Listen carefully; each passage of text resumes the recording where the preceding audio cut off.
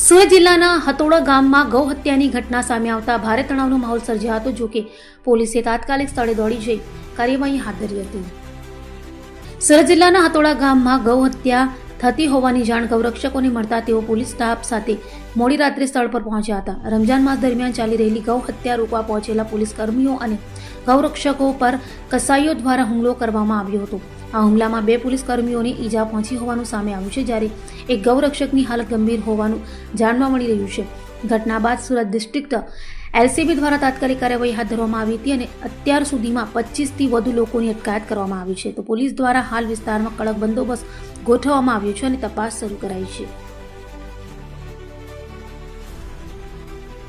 મારું નામ જયભાઈ પટેલ છે. સુરત જિલ્લા બજરંગ પ્રમુખની જવાબદારી નિભાવું છું. આજ રોજ સાજનભાઈ ભરવાડને બાતમી મળી હતી કે કોસંબાના હથોડા ગામે મોટી સંખ્યામાં ગૌ હત્યા થવાની છે.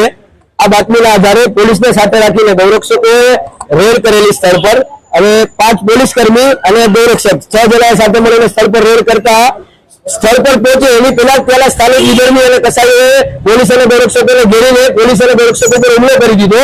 2 પોલીસ કર્મીઓ ઘાયલ થયેલા છે, એમાંથી 1 પોલીસ કર્મીનો હાથ તૂટેલો છે અને ગૌરક્ષકને માથા પર પિક્ચર હથિયાર વડે ઘા કરેલો છે. એ ગૌરક્ષકોને આજે માથા પર હેમેજ થયેલી છે.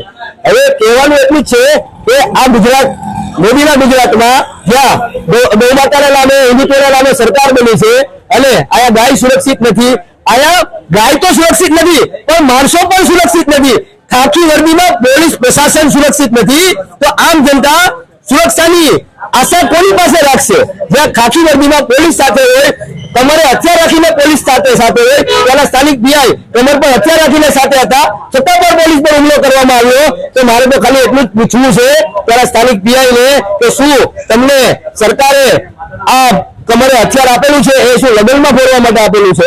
તો તમે એ હથિયારથી આમ જનતાની સુરક્ષા ન કરી શકો અને તમે તમારા પોતાની અને તમે તમારા સાથી પોલીસ કર્મીની સુરક્ષા ન કરી શકો તો તમારે કમર પર હથિયાર રખાય જ નહીં.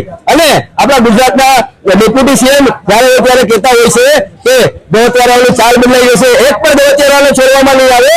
તો ગુજરાતમાં છેલ્લા 1.5 મહિનામાં કોઈ જિલ્લો બાકી નથી, હરેક જિલ્લામાં ગૌહત્યા થઈ રહી છે. તો આ ગૌહત્યારાઓને પોલીસ છોડતી ન હોય તો આટલી બધી ગૌહત્યા શું કરવા થાય છે અને ક્યારે આ ગૌહત્યા બંધ થશે એ જ આજે ગુજરાતના ડેપ્યુટી સીએમ ને પૂછવું. નામ સાજન ભરવાડ છે. આજે સુરત જિલ્લાનું કોસંબા નજીક આવેલું હથોડા ગામ છે. આ હથોડા ગામમાં અવારનવાર ગૌ હત્યા અને ગૌ તસ્કરીના બનાવ બનતા રહે છે. ગઈકાલે ઇન્ફોર્મેશન મળી કે હથોડા ગામમાં મોટા પ્રમાણમાં ગૌ હત્યા થવાની છે. આ બાતમીના આધારે અમારા જય પટેલે એલસીબી નો સંપર્ક કર્યો.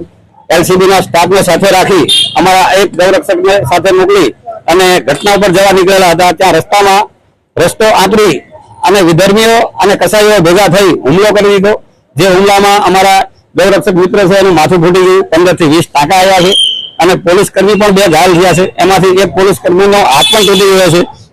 આ જે ઘટના બની એ ઘટના શરમજનક છે સરકાર માટે અને તંત્ર માટે. પોલીસને વર્દી આપી છે, હથિયારો આપ્યા છે, છતાં પણ જો પોલીસના માણસો માર ખાતા હોય તો આ સામાન્ય નાગરિક અને સામાન્ય પ્રજાનું શું આવે છે?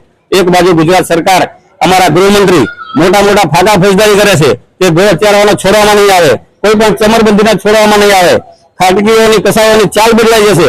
પણ આ ઘટના જોતા અમને એવું લાગે છે કે આજે પોલીસની ચાલ બદલાઈ ગઈ એવું લાગે છે.